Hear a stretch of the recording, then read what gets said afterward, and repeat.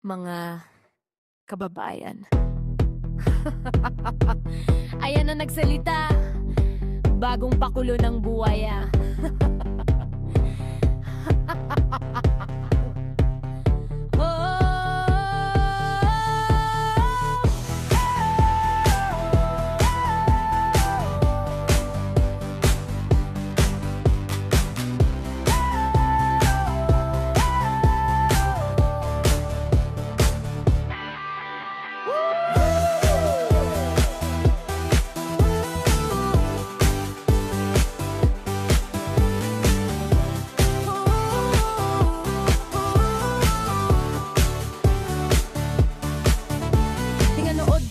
Palabas, malinaw ang bawat linya, pero habang tumatagal mas lumalabas ang bahid nila. Mga salitang may tali, mga luha na may script, drama nilang mag-ate, pero bayan ang naipit. Bakit ngayon ka nagising, manang ay me? Bakit ngayon lang? Kung noon pa alam mo na, bakit nanahimik at nakangiti lang?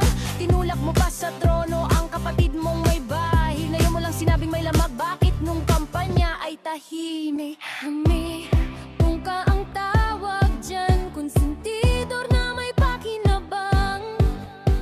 Tahimik noong gumaakyat, ngayon lang sumisigaw dahil walang hawak na laman. Hindi kami tanga, hindi kami bingi, naririnig namin ang pulang drama nyo sa telebisyon gabi-gabi. Hindi kami prop sa laro nyo sa trono habang naaaway kayo. Bayan ang lugmok at sunod-sunod ang talo. Hindi kami tanga, huwag nyo ginuulit-ulit ang tawag sa ginagawa nyo. Kapangyarihang may dagok at pasakit. At ikaw Sara, hindi ka rin inosente, araw-araw kang nasa gilid ng kampanya, nakangiti. Kung alam mo ang katotohanan, bakit walang sinabi? Bakit nung power trip ay kasabay mong iniwasang magsalita kahit sandali? Tahimik kayo sa war on drugs, sa presyo ng bigas, sa dusa ng masa. Tahimik sa kapalpakan, tahimik sa dugo, tahimik habang umaani ng biyaya. Pero ngayong kailangan ng narade para makabalik sa sentro. Biglang nagsiyak, biglang may konsensya, pero timing ay eksakto. Hindi ito katotohanan, hindi ito malasakit.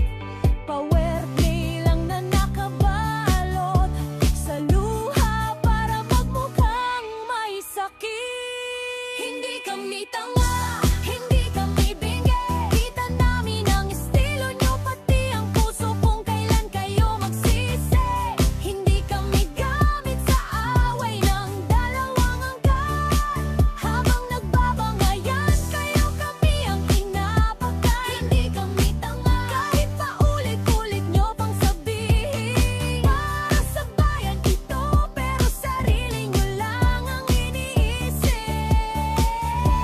Kung totoo man, mas lalo kayong kahiya-hiya dahil itinago nyo ang lamat habang kami ang nagdusa. Kung hindi totoo, mas masahol pa dahil kaya nyong mag-imbento para lang makabalik sa kapangyarihan nila.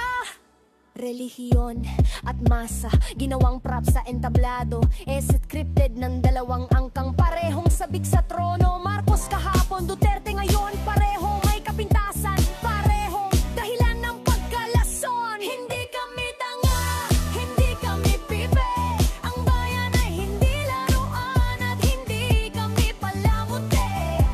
Hindi kami bala sa barilan ng inyong ambisyon. Hindi kami escalator sa pag-akyat ng inyong posisyon. Hindi kami tanga, hinding-hindi, at ang linya namin dapat tandaan nyo lagi. Habang nag-away kayo sa trono, bayan ang niyurakan nyo sa sahig. Pagkatapos na